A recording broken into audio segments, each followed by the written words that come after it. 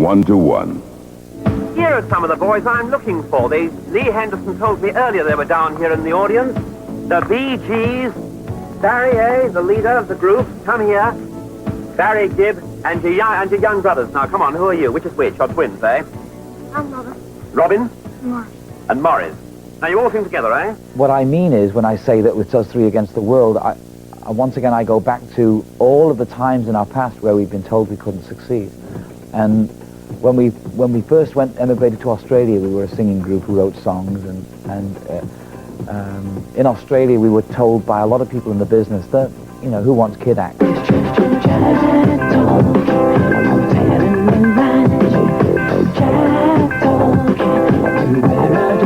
And then suddenly young child acts started to sell records. I think when the Osmonds were kids, they started to have hit records, and the Jacksons started to have hit records when they were little kids. It wasn't such a ridiculous idea after all. And when we first left Australia to try and make it internationally, we were told by the media then, you can't make it internationally, you just can't work for you, you know. Stay in Australia and make good money, you know, work the clubs and work, and be big in Australia, and if you can be, but don't, you're not going to succeed.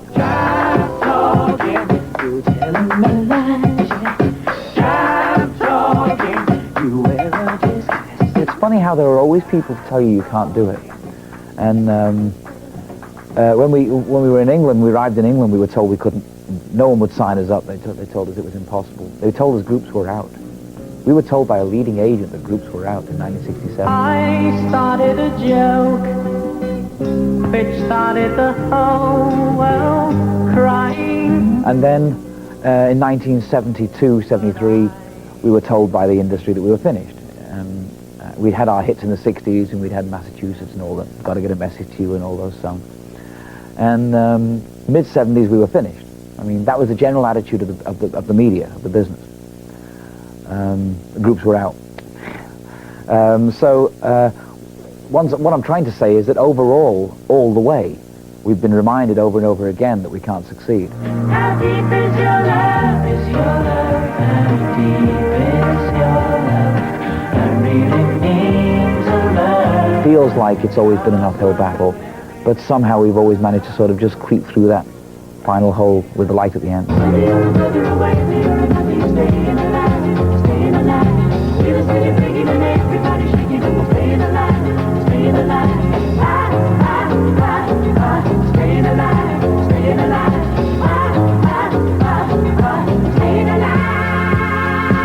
The whole creative process has to be a teamwork, you know, a team job in the studio as well as the writing. And songs to us are like babies. I mean, you give them birth and then you mold them and shape them and then make them, the finished record as a child grown up.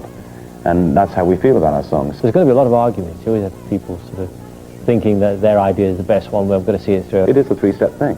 You start doing it, you start writing it, then you start laying down the music, and then you start singing it, in the end producing it. We have a system where we like something in our mind and want to see it through. We will see it through until only if it works, and if it doesn't work, we won't do it. And I think that's a sort of very democratic way of doing things, you know, in the studio.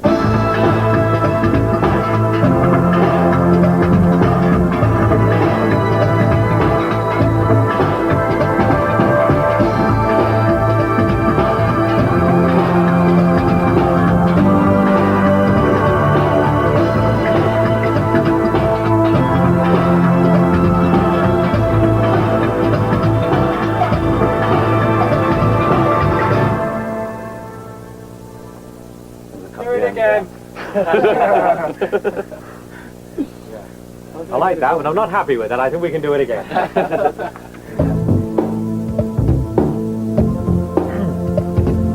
She likes to know so many sides, and I'd be the one to know. Way back, yeah.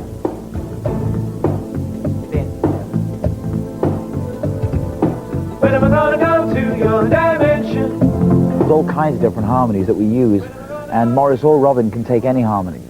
In fact, we all take different harmonies. If Robin's singing lead, I'll take a harmony, Morris will take one. And it just revolves. It could be any harmonies at all. It's impossible. It's not a matter of saying, well, Robin takes third and Morris takes the fifth.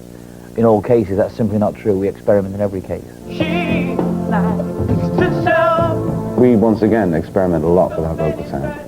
And I don't think anybody gets the sounds we get, because we work hard on it, and it's our sound, and that's one thing you can't take away from us. You know, that's one thing we love to do, and people like to hear.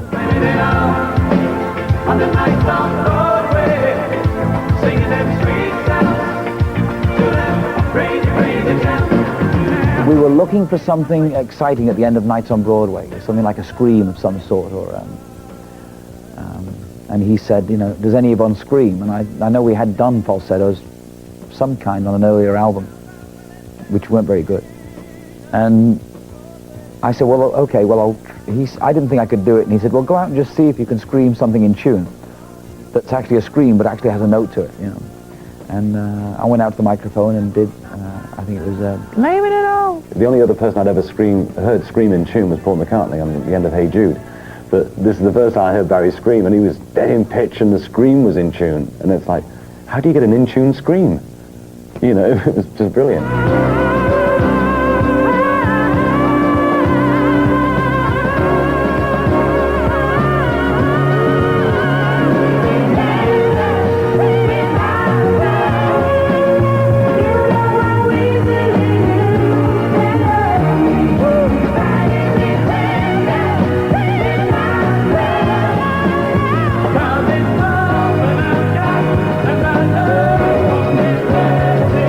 My throat could do that, you know, and the more I did it, the better it got and the stronger it got. It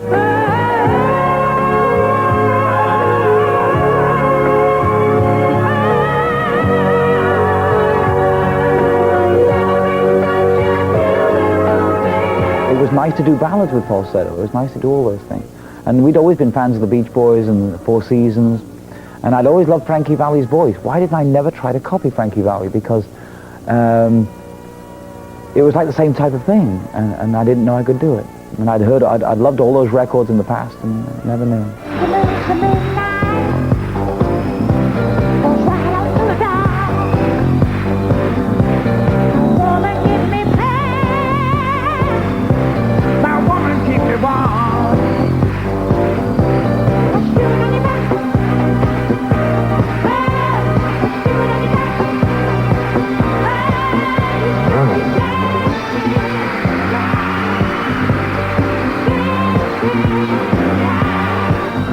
We have an older sister, 2 years older, and she was the sort of Everly Brothers fan, and she would bring home all the rock and roll records, and we'd go, listen to this, you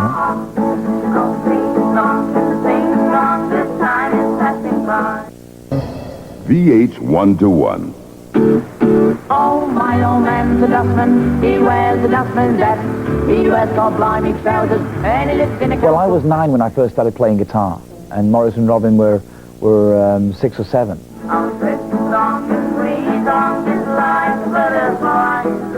Dad was always at the back going like this, you know, smile, you know, and all that sort of stuff. Yeah, he taught us professionalism. He was very instrumental when we were children in, you know, teaching us the tools of the trade. And that's not to say that everything we do was taught by our father. He knows that.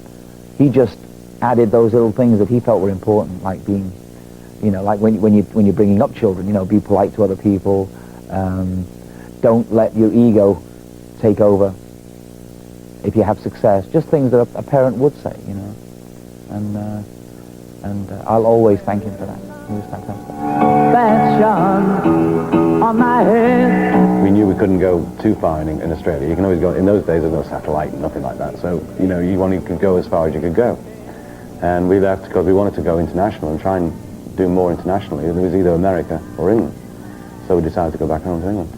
And within 5 months we were in the studio recording and hanging out with the Beatles and all these people that we'd seen from such a far distance. They were great role models for us to aspire to, because before the Beatles, of course, we were very young for the Beatles, so we don't know too much about that, but it was certainly the Beatles being a group and us being a group is, you know, one of the few things we could actually relate to as doing the same things that we were doing, you know, harmonizing and composing.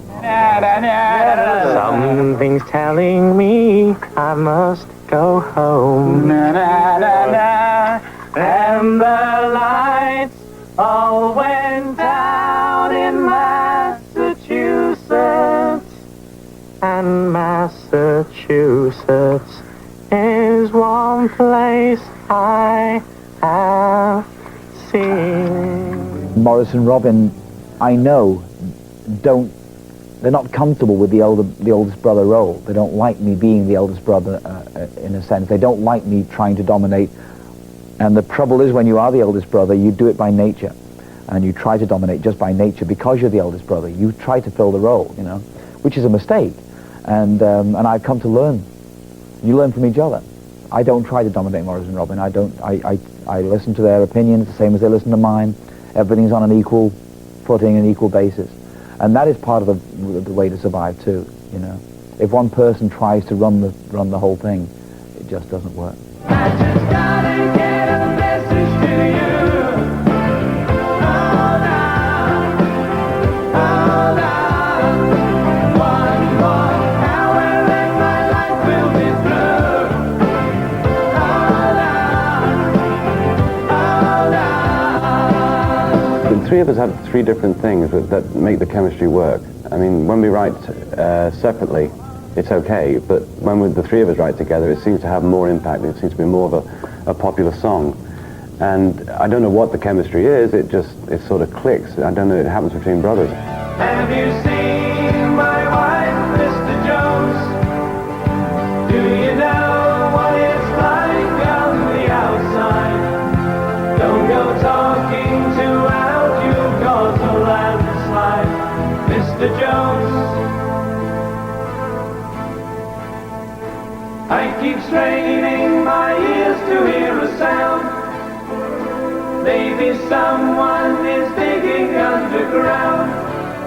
Or have they given up and all gone home to bed? Thinking those who once existed must be dead. Have you seen my wife, Mr. Jones? Do you know what it's like on the outside? Don't go talking too loud, you'll cause a landslide, Mr. Jones.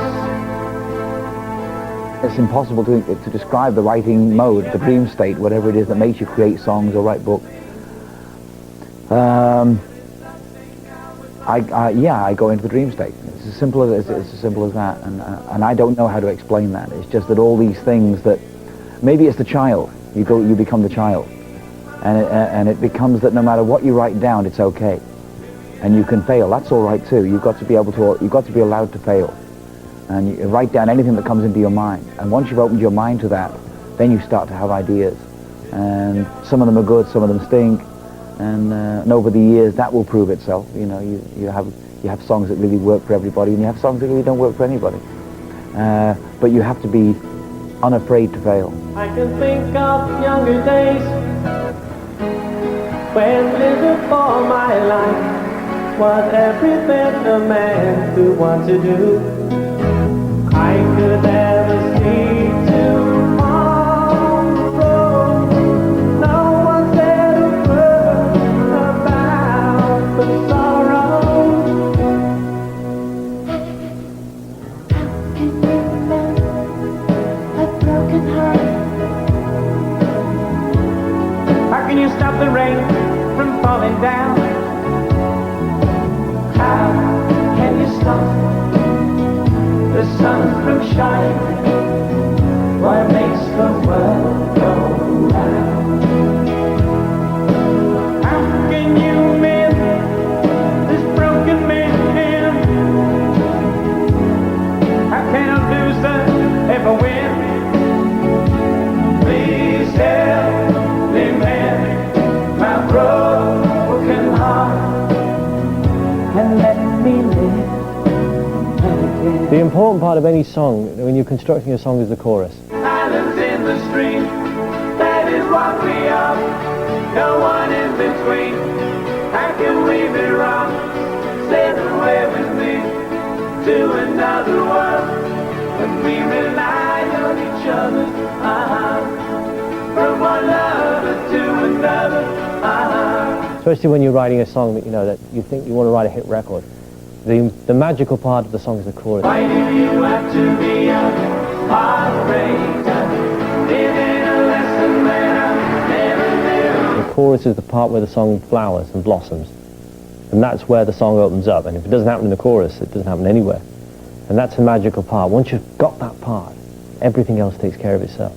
Talk in everlasting words and dedicate them all to me. And I will give you all my life. I'm here if you should call to me.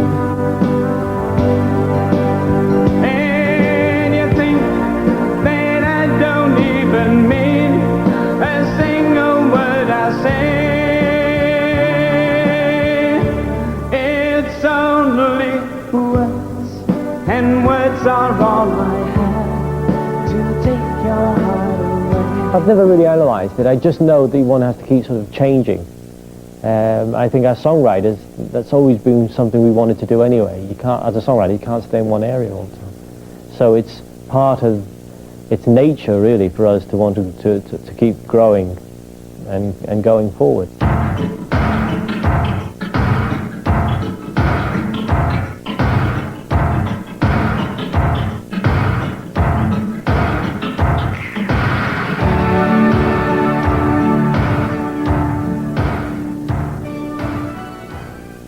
You can weave your way in and out of what's going on in the way that we sort of did with Saturday Night Fever. We didn't recognize it as ourselves as being part of any boom that they called disco or any film that was actually disco. We thought we were being innovative by doing music for a film which we hadn't done. And it was something we hadn't done before. And it turned into something else that we had no idea about. And you come to me on a summer breeze, keep me warm in your love, then you softly leave, and it's me you need to show. How deep is your love? VH-1 to 1.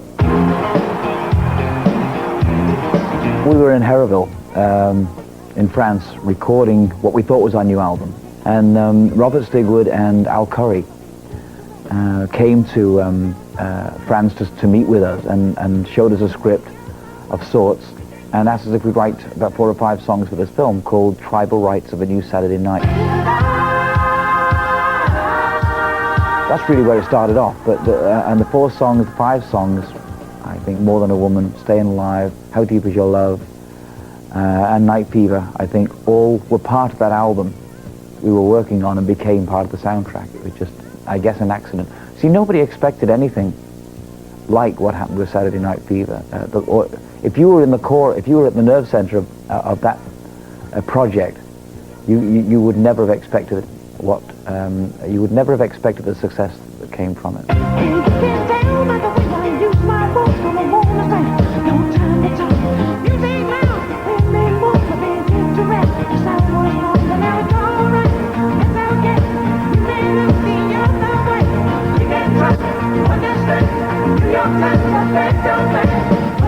When Fever was very successful, life became a goldfish bowl.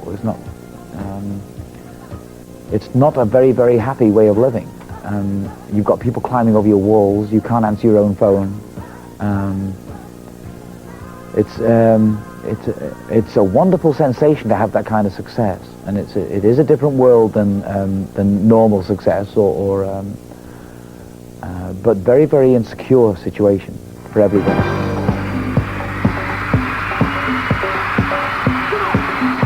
No matter how far you go or what you do, you still have to prove yourself in one way or another.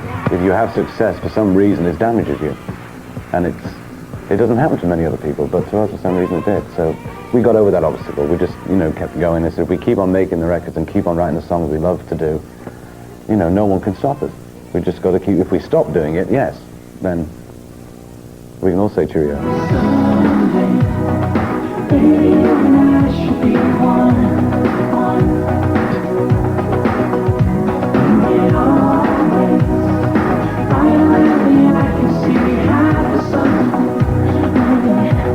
All the heights and all the things, the peaks that we've had, have never been as much fun as they look like they might be. Have never been have brought as much happiness as the times in between when everything was a bit quieter and you had a stable form of life and you got your kids and you got your family. And those things become vital because you have them the whole time. And those things can't be pulled away from you. And those other things can. They're transient, you know. And spiritually, inside is what's far more important than anything else. There's a lot of things that have brought us together over the years. You know, there's not just the music. There's personal things like losing Andy. And so we fought things together. And it's, once again, it's hard to describe unless you're a brother.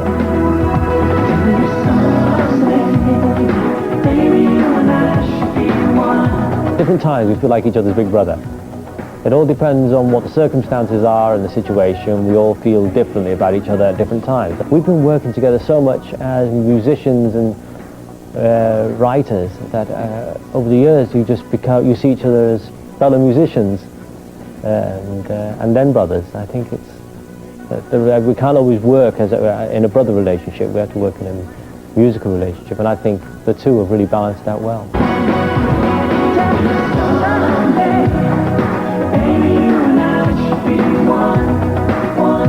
Being brothers is vital to that, to the survival of a group like ours, you know. I think that if we hadn't been brothers, I can't imagine that we would have survived as long as this. Because you have a lot of differences in your own personal opinions as well.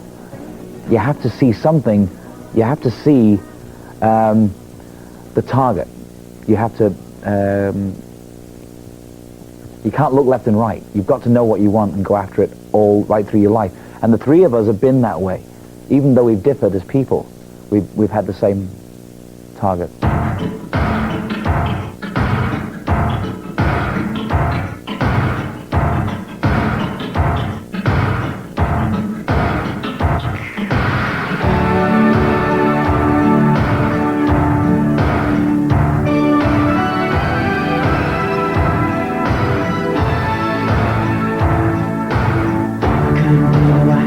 Couldn't be what everybody needs.